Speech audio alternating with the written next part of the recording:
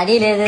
పైగా నా విగ్రహాన్ని కొనడానికి పెళ్లి సంబంధాల్లో పిల్లని చూడడానికి వెళ్ళినట్టు పొలవమను 10 మంది వెళ్తారు. అందులో ఒకడికి ఆ బొమ్మ నచ్చిందని, ఇంకోటికి ఈ బొమ్మ నచ్చిందని. నా కర్మ ఏంటంటే అక్కడ ఉన్నవన్నీ నా బొమ్మలే. మళ్ళీ తీరా 10 మందికి ఒక బొమ్మ నచ్చాక అమ్మేటోడు అలుసుగా తీసుకుని 10,000 15,000 అని బాంబు పేలుస్తాడు. ఎందుకురా బాబు ఇంత రేట్ అంటే కలకత్తా నుంచి తెప్పించామంటాడు. నాకు అర్థం కానిది ఏంటంటే ఎక్కడైతే నేను కలకత్తా నుంచి అయితే నాకన్నా మునగాడు వస్తాడా, అక్కడ కూడా నేనే కదా.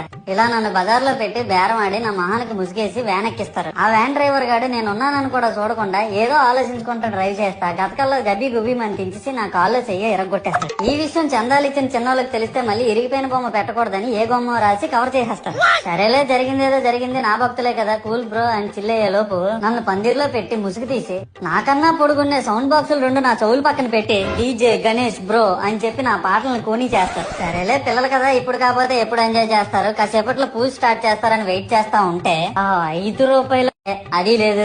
పైగా నా